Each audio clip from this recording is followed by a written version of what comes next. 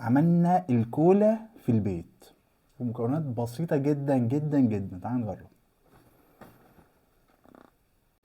اول حاجه هتجيب برتقانه نبشر القشر، اهم حاجه ما تخشش عند الجزء الابيض اللي جوه بالمنظر ده.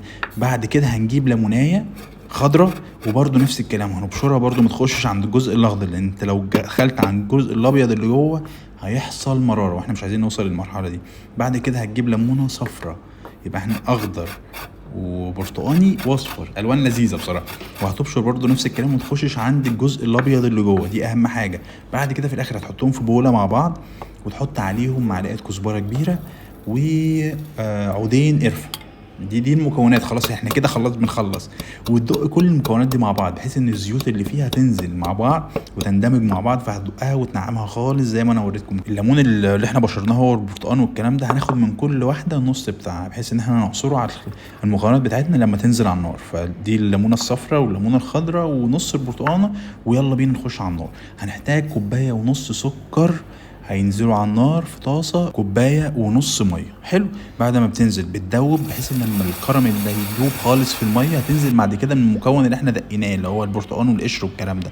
وبعد ما تنزل بالقشر تنزل بنطرتين فانيليا، 3 نطرات يعني عشان خاطر عيونك. بعد ما نزلنا ب3 نطرات هنسيبه على النار لحد ما يبدا يتقل، يعني ممكن ساعه مثلا بس تهدي عليه النار وتسيبه بقى مع نفسه لحد ما يتقل خالص. طبعا احنا عصرنا البرتقانه والليمونه الخضراء نص النص النص اللي احنا كنا قطعناه بس. هيطلع معاك مركز جدا. هتصفيه، اهم حاجه تصفيه خالص وما تنساش معلقه الشاي عشان تدينا اللون اللي احنا عايزينه. اهم حاجه في الاخر هتصفيه تسيبه يبرد، بعد كده تستخدمه زي ما انا هوريك دلوقتي. فتعال نجرب. هنحط ميه غازيه، صودا. ميه غازيه او صودا يعني. وهننزل بقى، المفروض انت ما تحطش كتير يعني لان هو مركز جدا، فانت هننزل بشويه شويه كده. طبعا اللون مش هيبقى زي الكولا بالظبط. عايزه اقول لك ان نفس اللون جدا. بس احنا المفروض ما نزودش، بس هنزود شويه.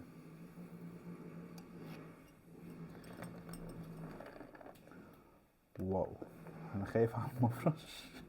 مفرش ايه بقى؟ خلاص. ايه رايك يا مصور بجد؟ ايه رايك في الشكل؟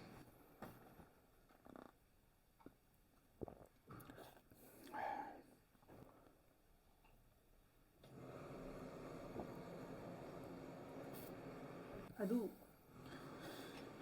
استغفر الله العظيم يا رب. حد مسلطك عليا؟ تعال. كادومين كفايه عليك. وثلجية واحدة.